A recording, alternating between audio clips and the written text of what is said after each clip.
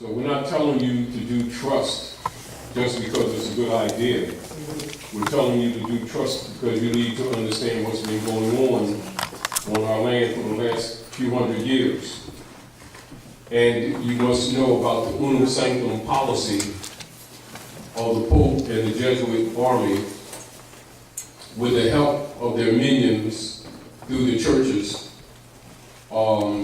and with the Barristers Association giving carte blanche, impersonating and privateering orders from the Jesuit orders for stealing our lands, our properties, our homes, our estates, etc. This is why you do trust. Keep in mind, I know most of you are already aware of the coup d'etat that took place May the 10th of 1861. And that must be clear to you to understand why we're talking about what we're talking about tonight. So keep in mind, May the 10th, 1861, there was a coup d'etat, and they refer to it as the Congress for the United States adjourning sine die. From May the 10th of 1861 until February the 2nd of 1871, that 10-year span, focus and concentration was taken by the coup d'etat operators to set up a political platform by which they could claim the estates of the Moors, i.e. the peoples of the land, under the unum sanctum policy, and at the same time give the appearance of being legitimate. And this is part of the history that many of our people are not aware of. And the school systems under the John D. Rockefeller and Frederick T. Gates order of the General Education Board, logically being parties to the coup d'etat, by descendancy and succession through their corporate entities, are not willing to tell that history. Neither are the local community preachers who have a 501c3 skull and bones agreement. They're not going to tell. And so it is the duty and responsibility of those who really care for our people to tell the truth about what's going on and to give them certain fundamental information so that they are less apt to deal with emotionalism and more competent to deal with the facts of what's going on. So, I'm going to go to King Alfred Rex 84, and this is a military manual, a training manual that's used by the European corporate operators at North America who are members of the cabal operations that were rooted since 1861. Keep in mind, the subversion of the organic constitution was necessary for the operators to undermine their obligation to the Treaty of Peace and Friendship, which is the world's longest running treaty, and also to undermine the Ordinance of 1787, which were constructed before the adoption of the Constitution for Muslim law, Constitution for the United States of North America, for them operating at Morocco, which Masonically is referred to as the North Gate. And so when you hear some of the members of Shriners or other secret societies referring to North America, they will refer to North America by its cosmological designation, which is, quote unquote, the North Gate.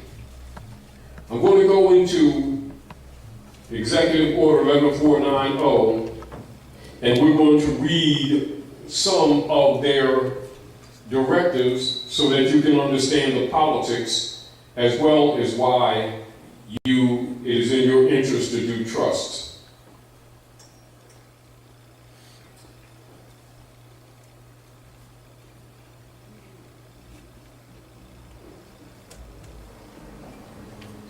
This is our Rex 84.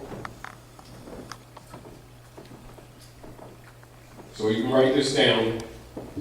Silent Weapons Executive Order 11490, King Alfred. This booklet contains vital excerpts from Executive Order 11490, issued October the 19th of 1969. Its military name and designation is the King Alfred Plan. Additionally, Rex 84 Plan Concentration Camps, Executive Order 11490 expanded, Top Secret, Silent Weapons for Quiet Wars, Introductory Programming Manual, Operations Research, Technical Manual TM-SW7905.1. Keep in mind that all congressmen, all senators, all acting governors, all mayors, all local government council persons, etc., secretly use this as their guide of operations in the communities. So for those of you who recognize how communities where the Aboriginal people live, how and why they're gentrified whenever, at any time that the Europeans decide to do so, it is based in the King Alfred Plan. The big King Alfred Plan is based in the Unum Sanctum Policy, Bulla of the Church. And this is where the Moors were declared dead at sea until proven otherwise after the fall of the Red House, i.e. the Alhambra. That's 1492, and they introduced what is called the Romanus Pontifex Bulla. And then the Unum Sanctum Policy adjoins that, and for the political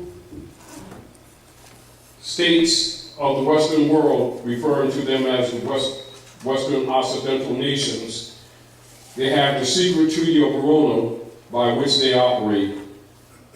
As a foundation of political operations and directives, the King Alfred Plan is a contemporary manual that is used by all of them.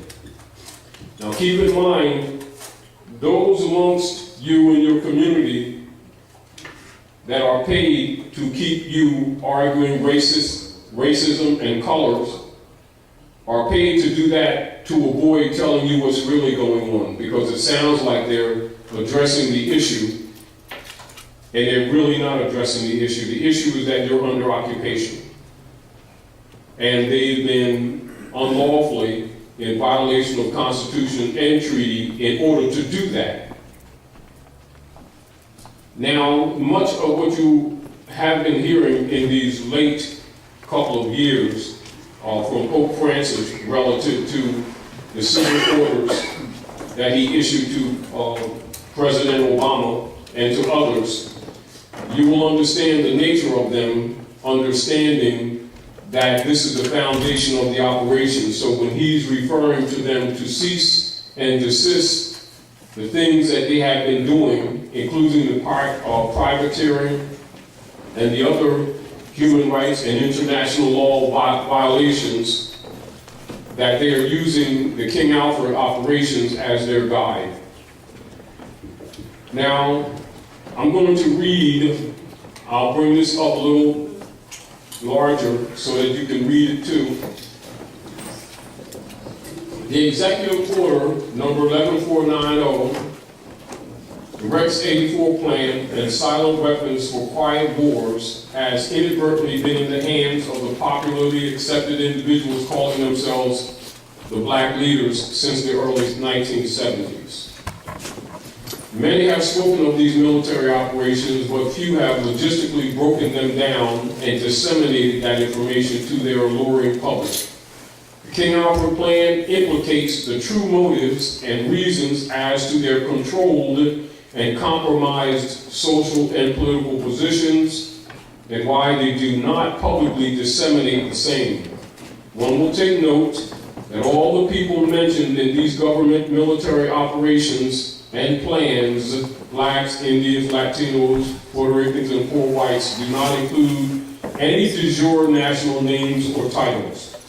All these words, tags, and nom de guerre are descriptive chattel brands coined by European social engineers and are designates as substitute pedigree parentage names. These were forced as nom de guerre appellations on the Aboriginal and indigenous peoples of the Americas and thus passed upon their own discards. All people bearing these labels and tags are referred to as it in these texts. One common thread is evident: no nationality equals no rights and no human value.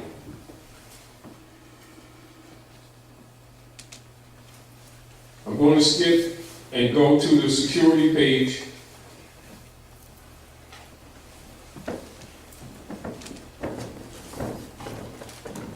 After I read the entry, in the event of widespread and continuing and coordinated racial disturbances in the United States, King Alfred, at the discretion of the President, is to be put into action immediately. Participating federal agencies, National Security Council, Central Intelligence Agency, Federal Bureau of Investigation, Department of Justice, Department of Defense, Department of Interior.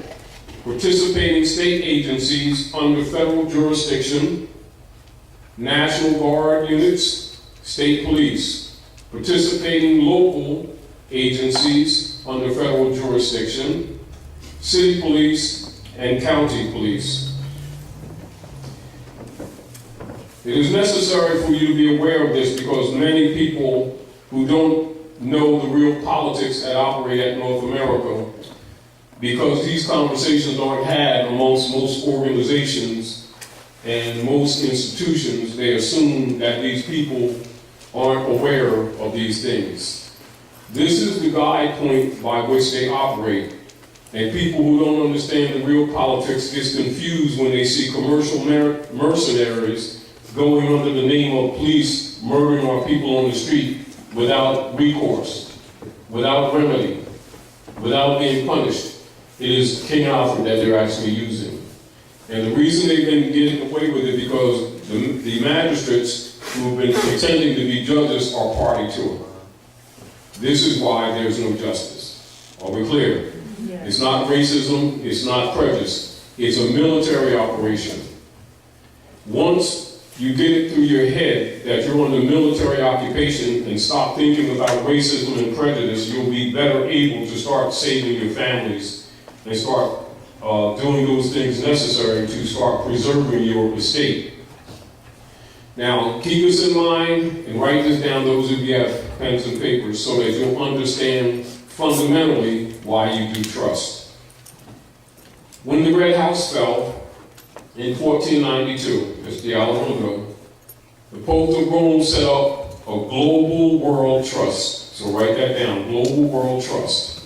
And that global world trust is the administrative arm of the conquistadors, General Torquemada, etc., if you remember him with the Spanish Inquisition, which is now the IRS. The IRS is actually the arm of Torquemada today. And that trust was set up to administer conquered lands and conquered peoples. Are we clear? So if you're not aware of the global world trust, you will not have a concept in your own mind as to why you should set up a trust. Are we clear? All rights, all liberties, all properties of all the living men and women of Aboriginal indigenous descent designated before European colonial operations being Moors of Moabite Canaanite blood. They're Americans, which is corruptedly said Americans, and the short is Moors. That's the people with hair like lamb's wool, skin like burnished brass, who think that they're black people, which is a brand. The brands are given to make them in law non-descendable. It has nothing to do with complexion. It makes them non-descendable. So it takes you out of heirship. And thereby, the corporate operatives of the corporate states can, by right law, legal process, escheat all estates from stateless persons because they're not descendable. And if they're not descendable to inheritances, they're also not descendable to rights and liberties that go with them, no matter how many generations. So that must be understood to understand the motive as to why Europeans put their family names on the Moors and branded them Negro, Black, Colored, and Indians. When you agree to be the brands from a legal process, you're not descendable. And this is what needs to be understood, how Europeans are looking at our people and why they not necessarily are disgusted when they're so, what you say, hostile or arrogant, because they know that we don't know our bloodline. And they know that Susie goes to college at your expense. And this is because all of the descendants of the Moors, bonds was put on us after the Civil War, registered actually in this area that they call the state of Delaware, and then transferred to 55 Water Street, New York, and put on the market. And that process is called a hypothecation process. This is where they claim the body without physically holding the body. And so the people are in prison even while they're walking on the street. They don't know it. And so the children never have an estate because they are declared in law as black, which means dead in the view of law. That would be called civiliter mortuus. That is the term that's applied to persons called Negro, Black, Colored, Indian, etc., Latino. All of those are tags that must be understood. None of those are pedigree bloodlines. They are tags. Now, they needed a few generations for our people to start accepting them as identities. Although maybe 4 or 5 generations ago, if you referred to our people as black or Negro, you had a fight because they knew you were stealing their birthright. Today, they think it actually means Afrocentricity, and they willingly give up their birthright not knowing they even have a birthright. And that consent or appearance of consent is used for them to use what is known as the Cusick number. The Cusick number is on the Social Security card set up by Franklin Delano Roosevelt. And that number is used with the dashes. With the dashes, it means debtor. Without the dashes, it means creditor. And that's what the corporations use every day, whether you're living or whether you're physically dead, to transfer the bonds that have been active since the Civil War. They're active at all times. Do you understand? Because it's on your estate. The issue is that the people don't know they have an estate. Are we clear? So our consciousness is necessary to make the heirs of the estate competent so that they can speak up. Keep in mind, in law, if you do not speak up, you're considered to have waived your right. Are we clear? If you speak up not in your proper person, you still have waived your right. In law, you must be in propria persona to have a claim of right, even to your own body. In propria persona is a legal and lawful term or phrase that means being one's own self. So to be one's own self, you must know your pedigree and your bloodline, because that traces back to what is called the common law. And the common law is based in the ancient, archaic rule of civilization that says, honor your mothers and your fathers, that your days may be longer upon the earth land which the Lord thy God is giving thee. That honor means you must not forget your bloodline, nor the traditions or the customs. And when those of you who have law books look up the common law, you will see it is based in the ancient traditions and customs of your forebears from time immemorial. This is why it was necessary from a political perspective for the Europeans to remove the names and religions from the Asiatics of Northgate in order to be successful occupiers of the land and to distort the history. Other things that I want you to look up is Indexus Librorum Prohibitorum. Spell it for those that are viewing. Could you spell it? Second? Could you spell that? Yeah, I'm going to write on the wall. Yes. Now, this is also, you must be aware of this. When people amongst yourself practice this, they're working for Rome. because it's absolutely the opposite of your culture. All right? Index.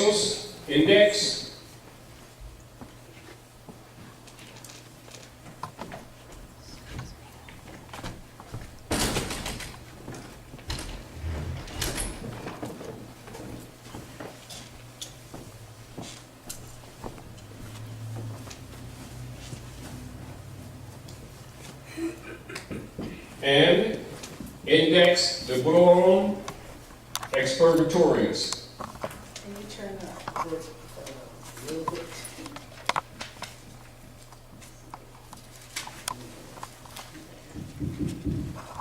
Loosely, our people refer to this. That's it. I don't want you, I know what you're Loosely, the people will refer to this who don't really have scholarship, the great book burnings. Are we clear? This is where the plot and the plan was to take the conquered people and take them into absolute darkness. Are we clear? This is very important because you need to understand this is what is in operation. When you hear people continuously talking about racism and prejudice, that is designed to take you off of this. It absolutely is.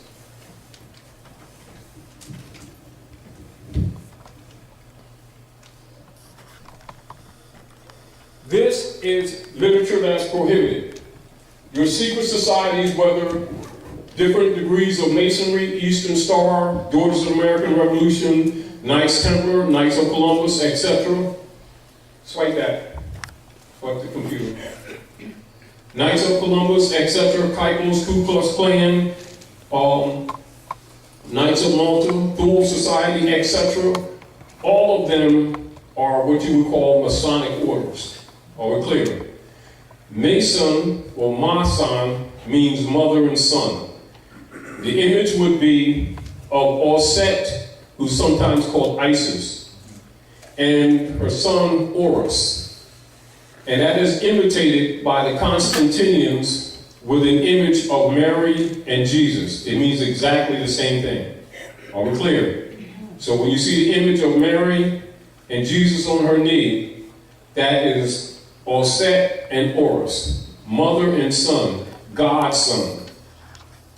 Ma, son, and the study of the bloodline. That's Mason. A negative to keep you from looking at it. Are we clear? So whenever someone brings it up, because they know our people are spooked up, they'll just say the devil and our people get cross-eyed, and no, really, they do. And they shut down. But our condition tells you that we're in the dark. You know, although our people are in denial. They'll talk about salvation while their babies are laying in the street just shot by a commercial mercenary, and they will call him a law officer. He's a commercial mercenary. And they're under occupation. And they'll sit around and march and pray. Except when there's some women and children to kill in another country. Keep this man in power, then their men go murdering women and children in another country and come back, do Negro marches. Everybody knows they do that. You know that's the truth. So we need to change that paradigm because we're in violation of divine law, which is part of our suffering. We're in dishonor of our mothers and fathers, which is part of our suffering. All right? So, whenever you see any so-called black organization or so-called black groups, organizations, and when you start giving knowledge and you see a leader start getting upset or cross-eyed or start talking about the people who aren't ready for this and everything else like that, they're COINTELPRO-operatives, guaranteed. Because it's totally opposite the culture. And they know that this is what has made our people non-competitive. And so when you're around your own people that pretend that they're your leaders and they start suppressing knowledge or start criticizing or knocking knowledge like it's damaging or it's confusing and stuff like that, or they're not ready for it, that's a COINTELPRO operation. And it's King Alfred. Are we clear? The other thing I want you to look up is the General Education Board, 1902. That was set up by John D. Rockefeller and Frederick T. Gates after they murdered Queen Winona at Philadelphia. 19 what? 1902. Queen Winona. You'll see at the base, when they do the Rocky movie, and you see so-called Rocky Balboa run up the steps, he runs past Eakins Oval. That's Winona. You see sitting in that statue right there with the Europeans, with their daggers under the flag. That symbolizes the assassination of Winona in Philadelphia. And after they set up, they start claiming Shakamoxon territory. That's what Philadelphia is. And then they set up the General Education Board to dumb our people down. It is on their philosophy page. It's not even hidden. So when our people, start doing their marching and praying and talking about they're going to talk to the teachers about educating their children better, it shows their naivety. But it's unfortunate, but that's what our children suffer from because we keep delivering our children to. Then they give them nanoviruses and mercury in the shots and give them Down syndrome and a bunch of other stuff and give them cancer later. But anyway, this is referred to the great book burnings. So prohibitorum and expurgatorius. All right? And this is why when you run into people, even in your own families, that may be one of the secret orders, ziplet. They'll pay thousands and thousands and thousands and thousands of notes for those degrees and take blood oaths to Rome not to reveal the secrets. But they wear a Moorish fez though and pretend that they don't know these people are Moors. And the people are falling for it too. All right, so let's talk again. Why do you trust? So Good. is expurgatorius? Expurgatorius. Expurgatorius, is that part of the military operation you were talking about? No, this is not part of King Alfred. This supersedes King Alfred. Oh, okay. King Alfred is a manual that's used contemporarily by all politicians, council people, the local mayors, the governors, senators, congressmen, and with the Democratic and Republican Party who pretend that they're separate when they're really not, to keep you busy. Are we clear? Now, this is what they operate on in fact, not what they talk to you about. When they're talking with each other, this is what they're dealing with. When they come out to you, they tell you what they think you want to hear so you can give them consent. Understand that your vote doesn't count. But they take implied, it's called implied consent. Are we clear? This is how they operate on it. This way they don't have to feel guilty when they sacrifice your babies. And also when they come and steal your homes. Is that the same as taxes? Say again? Is that the same as tacit consent? Tacit, yeah. Tacit, yeah. Yes. Exactly. And that's assumed. And this is another reason why you must speak up. If you don't speak up, it's considered tacit acquiescence.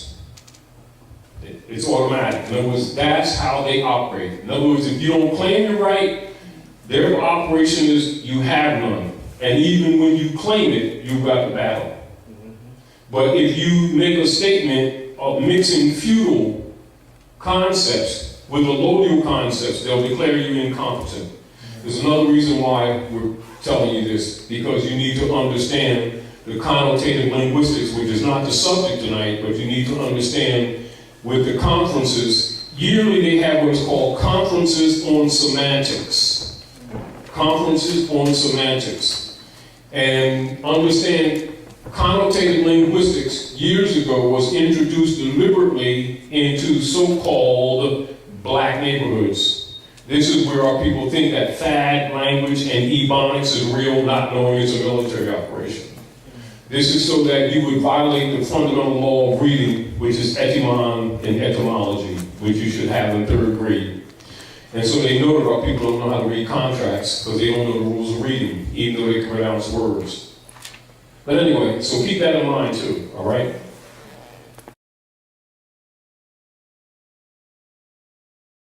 A political platform by which they could claim the estates of the Moors, i.e. the peoples of the land, under the unum sanctum policy, and at the same time give the appearance of being legitimate. And this is part of the history that many of our people are not aware of. And the school systems under the John D. Rockefeller and Frederick T. Gates order of the General Education Board, logically being parties to the coup d'etat, by descendancy and succession, understand why we're talking about what we're talking about tonight. So keep in mind, May the 10th, 1861, there was a coup d'etat, and they refer to it as the Congress for the United States adjourning Sine Die.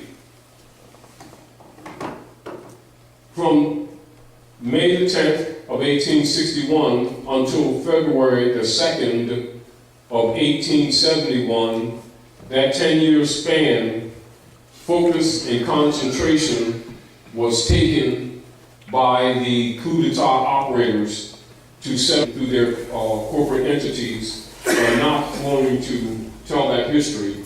Neither are the local community preachers who have a 501c3 skull and bones agreement.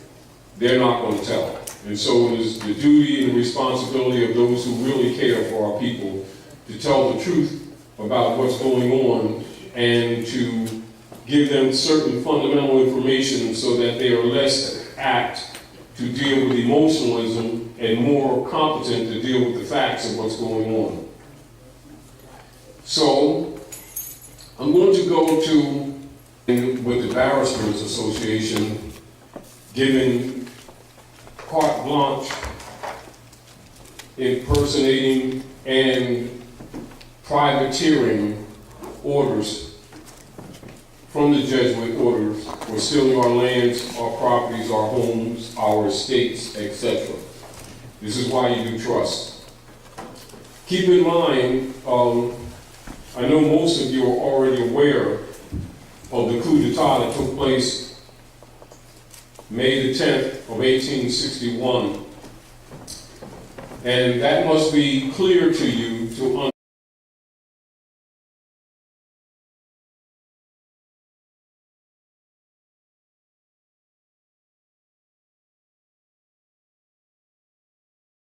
So we're not telling you to do trust just because it's a good idea. We're telling you to do trust because you need to understand what's been going on our land for the last few hundred years. And you must know about the unum sanctum policy of the Pope and the Jesuit army with the help of their minions through the churches. And